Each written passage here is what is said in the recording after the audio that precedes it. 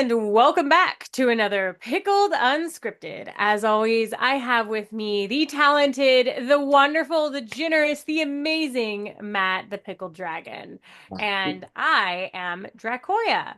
Matt, what are you drinking today? is the holy beverage, the ambrosia that is Glenmorangie. Glenmorangie. Yes. And I have some lovely French cognac. Unfortunately, I had friends come over for Christmas and clean me out, so this is all I've got left. Cognac. Yeah. Well, I mean, you know what? As far as all you got left, I'm in a good place. So today we have a really cool video for you guys. Everyone has seems to have really loved the videos that we've put out so far on the different types of siege systems and castle systems that we've got, our strongholds.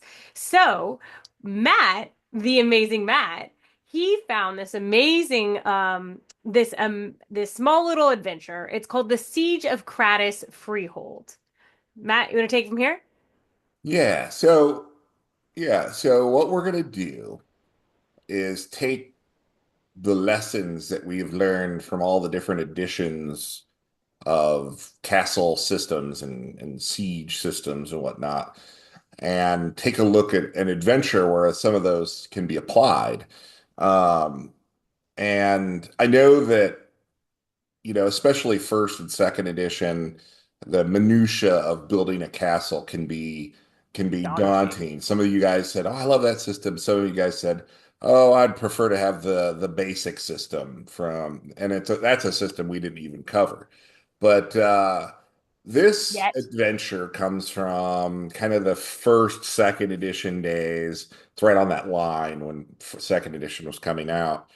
But I've run it like 4 or 5 times, and it is incredibly fun because yes, there is the minutia of siege systems with wall hit points and whatnot, but there's also ample opportunities for incredible role play and a very dramatic, dramatic final encounter, if you will. There's some very tense moments and ways that if you're not into the whole siege system, there's very simple ways to streamline everything to get the bookkeeping out of the way and just get right to the fun part, at least for you guys. So And the best part is that this adventure is not a massive one. It takes what did the magazine say? Between like 4 and 12 hours or 6 and 12 hours, something like like that. yeah, uh the adventure encourages the party to um to defeat the foes in under 8 hours. And There we the go. quicker they do it, the faster they do it, the more experience they're supposed to be awarded. So it's kind of up to them. And we'll see here. We'll see here when we go through it. But the adventure, it can be found in Dungeon Magazine number 33. You could see that it was published in January of 92. Like I said, kind of on that line between first and second edition. Uh, but this adventure I have taken and I have kind of condensed down. I have ripped out a lot of the fluff material and just kind of like boiled down the adventure into some Photoshop magic so that we could kind of go through it a little bit more quickly. Thanks, So, Matt. oh, you're welcome. So, the Siege of Kratys Freehold. The orcs remembered Terran Kratys. Today he wishes they had not. So if we take a look here, essentially the backstory is the kingdom of Latrell was hit with some horrid wildfires that burned part of a city and just wrecked the countryside. Okay. And so the king has been forced to pull in all of his military patrols to basically maintain order in the city. And so for the next 30 days, the countryside is more susceptible to orc raids and bandits and whatnot because the soldiers won't be there patrolling. And No. who is there to take advantage of this situation? But Our party. Captain Halir, the orc who remembers Terran Kratys, who had led the king's armies against the Bloodrune tribe, his tribe, and basically dealt that tribe some serious blows. Mm. And he knows that without those soldiers patrolling, Terran, who has since retired to the countryside in his own freehold, is now susceptible to attack.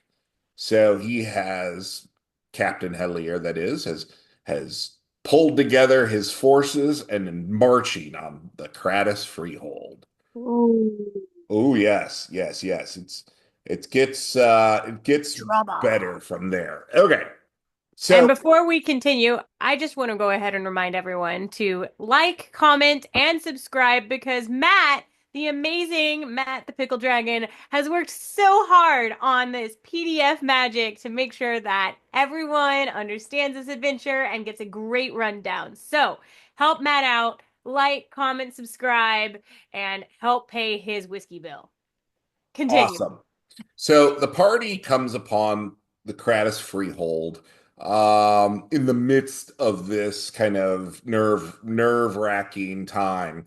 They've seen burned farms. They've seen signs that all is not well, even aside from the wildfires that swept through. And they arrive at the freehold around dusk when it's about time to rest. So it kind of gives them a reason to go into the freehold for sanctuary. Terran Kratys sees these capable heroes and offers them, some gold to stick around for the next month. Just until the patrols return, he would like to bolster his forces.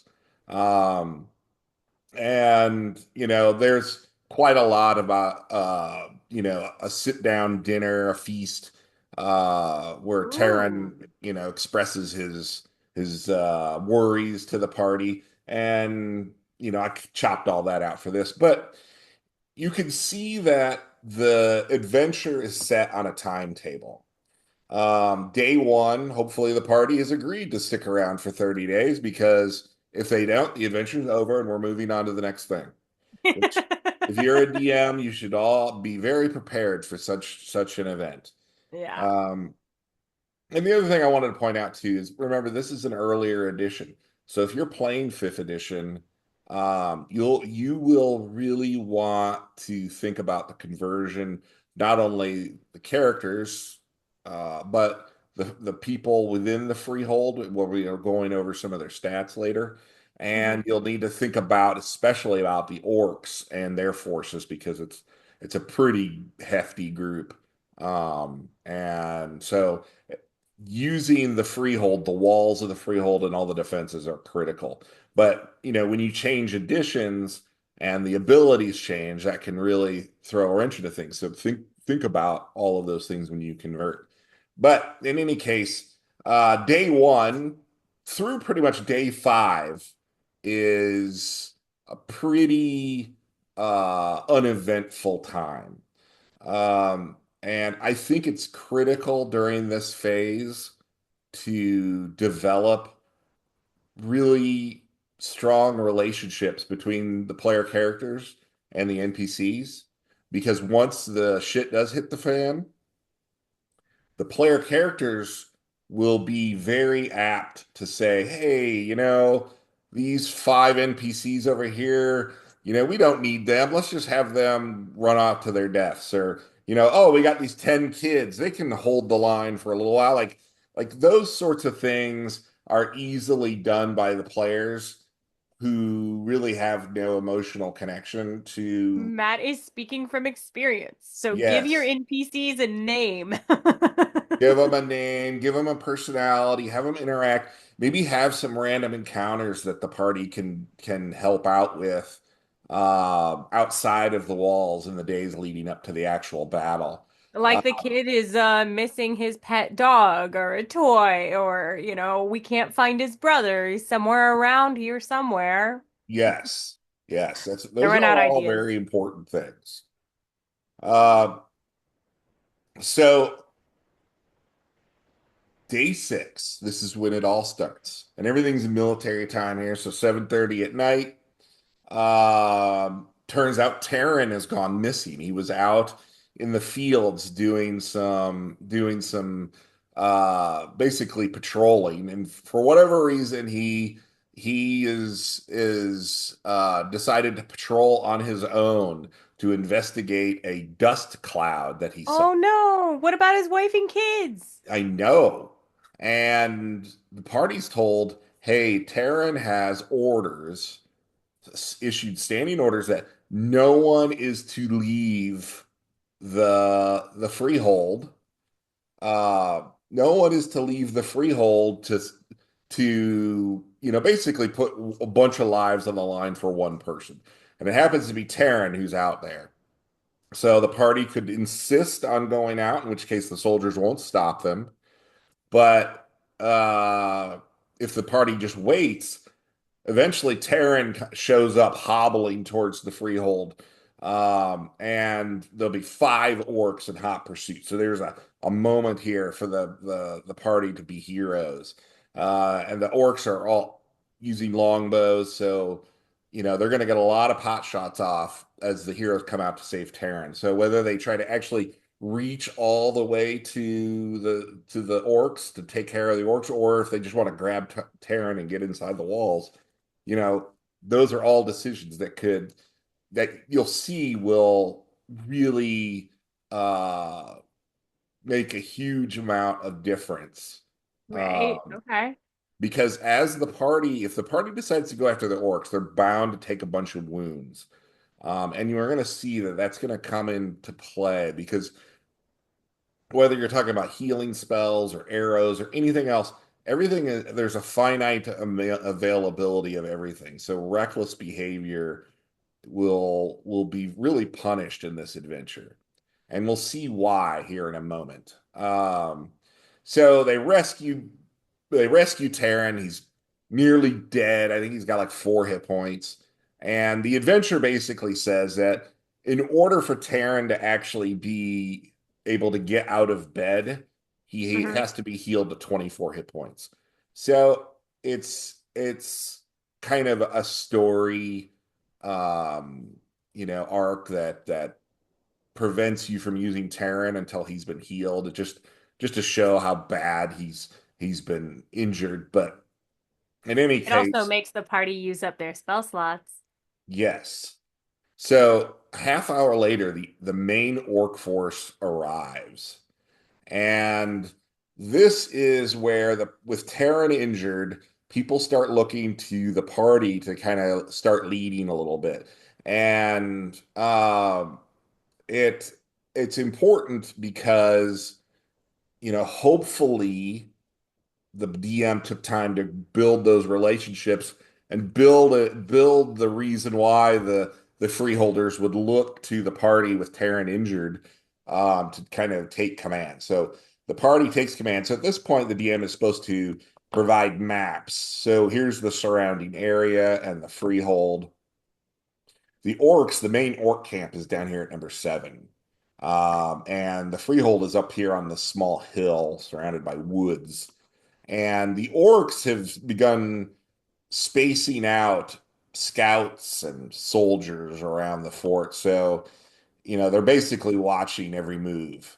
Ooh. Uh, Yes, yes. Now, here's the actual freehold itself. You'll see that there are the wooden palisade, but then you'll have these buildings and they're actually made out of stone. So this is where you got to start thinking about, what we've seen in all the castle guides and everything, and depending on what edition you're going to use, the walls might be different hit points. Materials. Yeah, the walls are wood, the buildings are stone. And the party will be able to take advantage of a lot of these. We've got a tower here, two-story buildings give you a good line of sight, and there's two gates that need to be defended. So and then you have your roster. We've got Terran, who's currently at 4 hit points, and he's a 6th level fighter, so he's no slouch. We got Mears, who is a 5th level wizard. So that's huge. Brand, who is Terran's son, who's a 2nd level fighter. And Lewin, a 2nd level ranger, is Terran's daughter. And then we have They're basically, 24 and 23 years old. So they're yeah, grown children, but they still need dad. of course they do. They do. Do you So ever stop needing your dad? I don't. so there's the freeholders. Now the freeholders are basically militia. So there's 20 of these guys, and they're all considered 1st level fighters, but they're really just like farmers and, you know, uh, blacksmiths and whatnot. So They they're are, squishy. yeah, they're very squishy. And then you have 10 10 kids, children. So 10 you have kids, some fodder.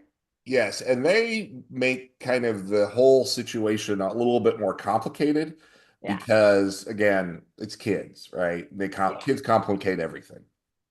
So it doesn't matter if you're in D&D world or the real world, they complicate everything.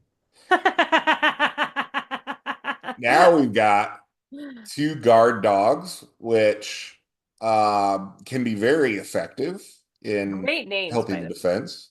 We've got four sheepdogs who aren't very strong, but they're quick and they will attack orcs on command. So, Huh? we've got one warhorse. Now, Huh? this is where this right here, the Freehold equipment list here, this is where the party can put all of their brightest ideas to play, like all of their outside of the box thinking. We got wagons and livestock and tons of tools and food, provisions, extra armor, and just miscellaneous stuff. And And so this page is given to your players, right, Matt? right, right. So they are free to do with this all of this information whatever they will.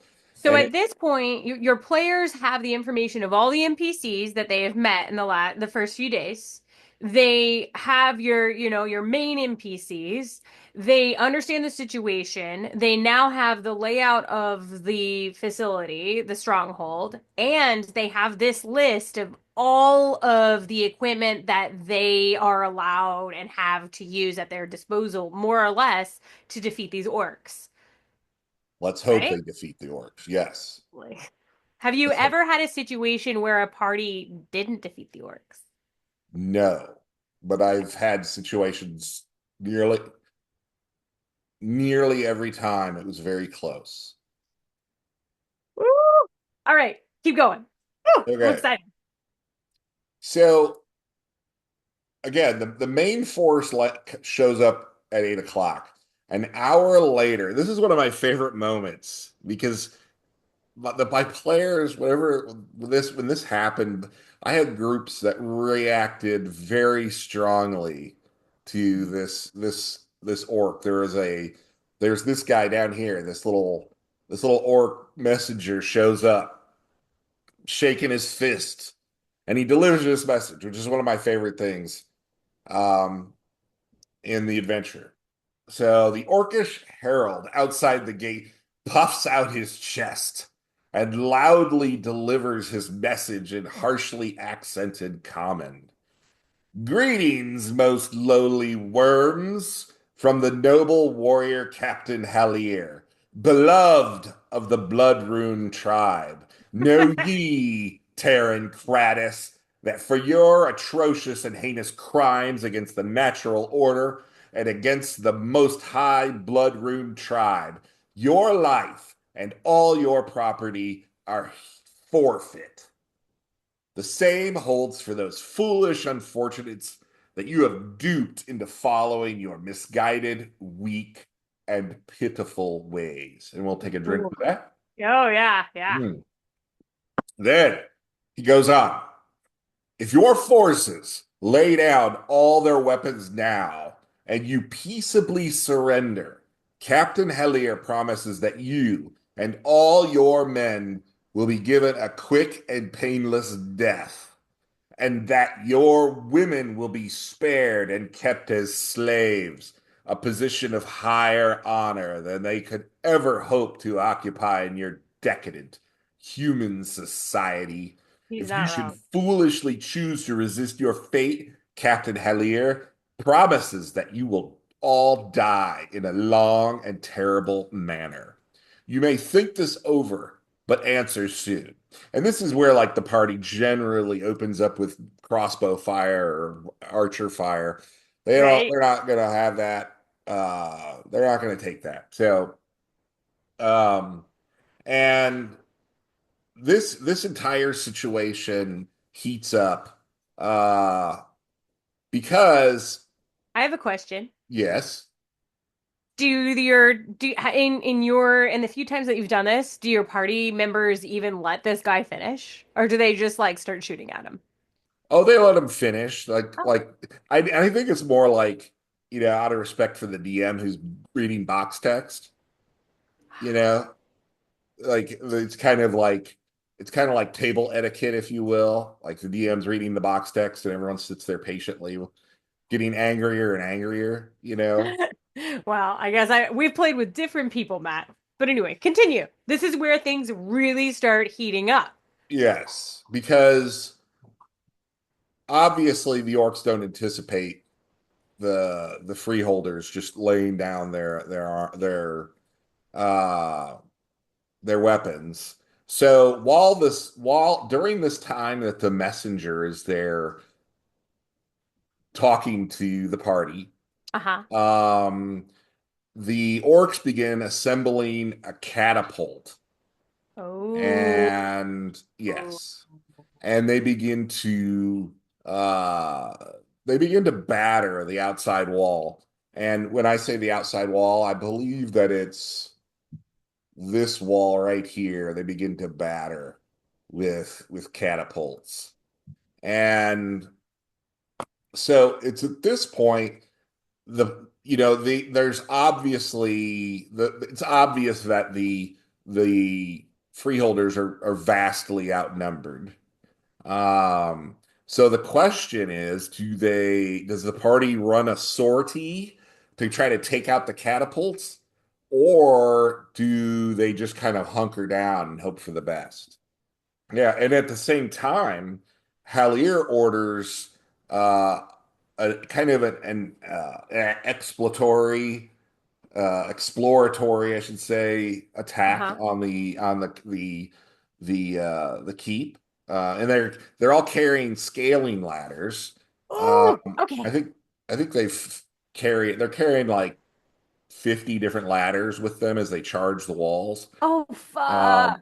and they're followed Okay. up by I think infantry with archers. So the party, it's like they're being pressed. They're getting catapulted, and these They've orcs are got trying to just try to ladders, they've scuttle. got arrows coming at them every single which way. There's the catapults. So it doesn't really matter what decision they choose. Like they're gonna get pulled in these four different directions and they're getting swarmed and things are really heating up now. Oh, okay. Yes, yes. So uh, you know, it's real. One of the things that some people may not want to like get the miniatures for 50 orcs out there, right? And that is a lot.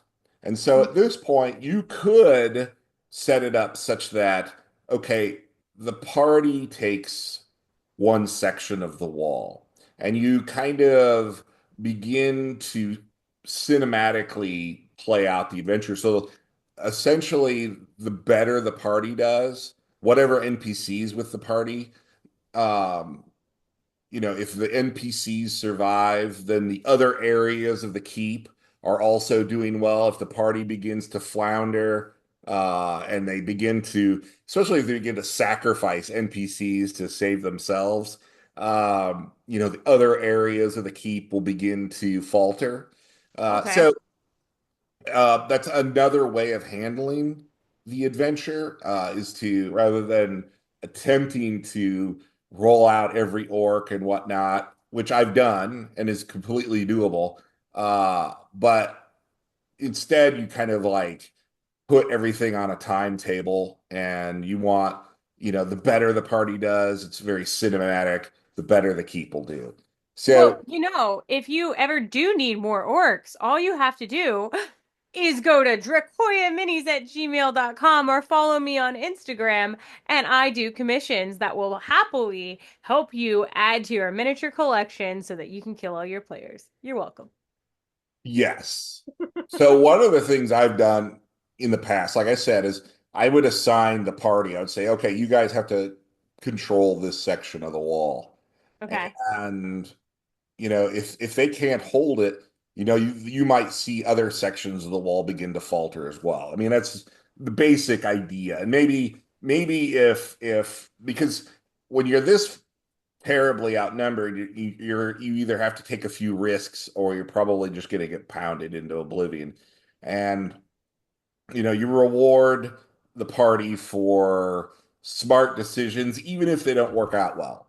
Uh, Mm-hmm. and so you just kind of you keep an eye on the ebb and flow, and you use lots of descriptions to press the attack around them. Or you get the miniatures out and you go crazy. So whether you do theater of their mind or you are full-blown miniatures, this is very doable. It's a lot of fun. So all right, so day 7. So the next day, after the catapult has battered that south western wall, after the first attack, which probably gets repulsed, I would hope so. Uh, the the catapult then on the next day begins firing just grape shot over the walls and just Oof. spraying these stones across the entire keep and Oof. battering it from the sky. Meanwhile, Captain Hellier will order another attack, this time committing half of his men. Okay. And um what we're going to do is I'll take a look at the orcs here in 1 second, but you can see these timetables. Captain Hillier is described as a very capable and intelligent commander. He's an orc, but he's spent his whole life doing military things, right? So if the party is doing things, obviously the party is going to be trying to spring surprises on the orcs, but the uh Captain Hillier has to be flexible enough to divert or change his plans here. Um, because he is that capable of a commander. And there's quite a bit of stuff in here about, the orcs will use shield walls to cover themselves from arrow fire. Like all of the freeholders have longbows, so the orcs were going to increase their armor class with using the shield walls. That's not necessarily something that's described in the rule set of most editions, Mm-hmm. uh, but the adventure gives you rules for it, so go with it. Yeah. Um, but the Halir wants to basically destroy Kratys within 4 days because he wants to be able to move on to other targets. So while his primary objective is to destroy Kratys, he is not by any shape or magic or way or shape or form or anything, limited his scope in plundering the region, given these 30 days that he has to basically ravage the countryside. So the orcs don't necessarily operate all that much during the day because they don't like the sun because they're orcs. And so the players have a lot of possible actions that they could be taking. And one thing I failed to mention that I glossed over and why resource management being so important, Uh-huh. the orcs are beating these giant drums that are really loud night and day, just 24 hours a day. They got people beating these drums. And whether in later editions, you'll probably want to make them magic drums or whatever to give them this effect. But the effect in first and second edition is that no spellcaster is able to get restful sleep, and so they can't get their spells back from Ooh. resting. So whatever spells they have are basically what they're gonna have. And so if they blew a bunch of spells early on, um, it's gonna be ugly later because resource management is everything. Uh, Okay. so again, first and second edition rules, these drums are loud and they interrupt sleep. Later editions, you might have to have some sort of like spell or some sort of effect that causes spellcasters to be unable to recover spells. But the in between attacks by Captain Hillier, they could heal Terran. They could water down the areas of the freehold to make it difficult for fire to take hold, Mm-hmm. make caltrops, reinforce gates and walls and other structures, construct archery blinds, refit chainmail, send for help, and they can find this druid here to come join them in their fight. That is now all of these options. It should be important to note that all of these options are um, not necessarily something you're going to show the party. It's just No. giving the DM basically the rules. All know the party goes off the freaking wall and they're like, "Oh, can we do this thing?" And the DM is like, well, this way." The DM's like, "Yes, you can do the thing, and here are the consequences or benefits of those actions." Exactly, exactly. So we got this druid that could possibly help. Memorizing spells, the they have they give the option here for Mears to trade up her spells for different selections. Mm-hmm. And given that once the orcs arrive and they start drumming away on their drums, I could see this being something that they do in the first 5 days and Mm-hmm. not necessarily like during the actual siege. Mount a watch, like that's kind of an obvious one. You Operate would on think short sleep. They can skip some sleep, but there are consequences to skipping sleep. there are. So, yeah, crazy amounts of stuff they can So do. tell me, Matt, what are some of the most creative ways that you have had a party handle their resources while running this campaign? Well, mostly it was really dependent on the composition of the party, Like I had a group one time that they were able to use certain spells to uh build stronger defenses. So like shape stone or transmute rock to mud or spells like that. They were able to dig trenches and pits. Like pit digging pits was one of the favorite uh attack or defenses that the party had come up with. That's a great defensive mechanism. That's probably one of the first things I would have done too. And in particular, once the southwestern gate was bashed down, Mm-hmm. um, there was pits dug on the inside. So yeah, Mm. yes.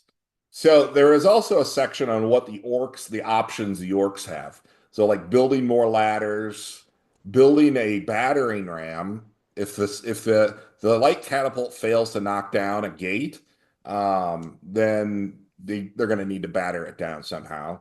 Uh, Right? there is the classic starve the freeholders of classic siege, which Halir doesn't really have. Uh, he doesn't really have the time, Time. but it's an option, right? And then the use of fire, which had already devastated so much of the area. But Halir's happy to do it. The number of orcs here, here we have the roster. So Halir is a fifth level fighter. He's pretty strong. And again, this is all old school uh, statistics. So, So this is whether the you're enemy playing roster, the one that the DM gets, players obviously don't. right, right. So, and Okay. then here, Captain Halir is an extremely capable and canny military commander. So keep that in mind. He will adjust to what he can see the party is doing, and he's not going to be like a slave to the timetable that the adventure lays out. We've got Gubjaba, an orc shaman. So this guy's a fifth level cleric, which, here again, those are the spells that Gumjaba has on the first day of the siege. But if something happens, don't be afraid to change those up. I've done that before. Yeah, haven't we all? And then they've got their super heavy, tiger tank, an ogre, Bo the ogre, who is loyal to Captain Halir. So an ogre provides some extremely strong and capable shock Offense? troops. These are the kind of the shock troops of the Bo the ogre, the single shock troop. He will go in there and he will ruin Oh people. yeah, no, an ogre on top of a huge army of orcs and a catapult, like shit. Yes. So we've got 20 orc archers. So the orcs have as many archers as the freeholders have defenders. Yeah. And then we've got 16 units, which is what, 80 orcs? Just orc infantry. And then we've got 10 heavy infantry who all have Oh, chainmail. that's a Uh, lot, man. That is yes. so much. Okay. Yes, and then on top of that, they've got an orc lieutenant, which is kind of like a fifth level, or sorry, like a third or fourth level fighter in the end. Yeah.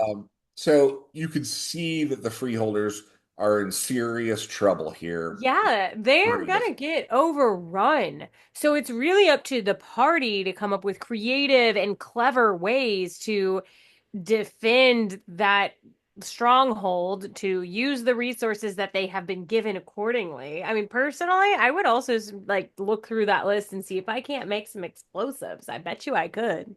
Yeah, I mean, there's like wagons that they could overturn and to reinforce walls. Hmm. There's all kinds of construction material on that list. So Hmm. it's up to the. To go crazy. Hmm.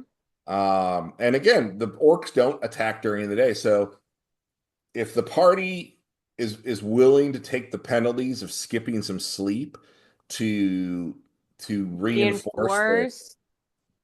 it can pay dividends.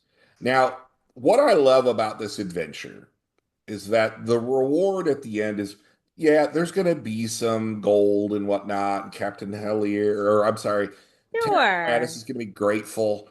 Um, but if the freeholders win, Terran, he's going to use his influence in the region, in the kingdom, to the benefit of the party. And that is something like it's difficult to put a price tag on. It's a very it's a it, it's kind of an intangible thing that the party should be able to make good use of. But if they lose, of course, the orcs are going to murderate and massacre everyone. Um, As and the Herald has already described. yes, he's planning on doing terrible things to everybody. Yeah. So that's really it. That is the defense of Kratys Freehold in a nutshell. This Uh, is I so cool. I think I might use this adventure to do it like a trial run for a new group that I might be putting together for Dungeons and Dragons, but I have never played with these people before. So I don't know if we're all going to really click. And this is a great way to see if they click with me, to see how their brain works, to see how they like to play, and then I can, as a DM, create a better campaign for them. yes, yes. This is uh, a great adventure just to for players who've never really taken the time to really think kind of outside the box. Hmm. This is a good adventure to show them all the things that they could be capable of doing if they just take a list of resources and think to themselves, man, we are in a lot of trouble. Let's figure out what we can do uh, Yeah, to help our cause here. yeah. So yeah, the Defense of Kratys Freehold is one of my favorite adventures for a low magic, and of course, it's a low level adventure where the party has the opportunity to make powerful friends, even if there's not a lot of loot available, and Mhm. I find that amazing myself. So, would you guys like to see us review more adventures like this? We've done a few before, but I don't think we've ever done it in this much detail and gone through the entire story. Is this something that you guys would like to see more of? If so, comment down below, give us a thumbs up, and let us know if this is what you'd like to see. And yeah, I guess as always, guys, play Dungeons and Dragons and come back to have another round on us. Woo!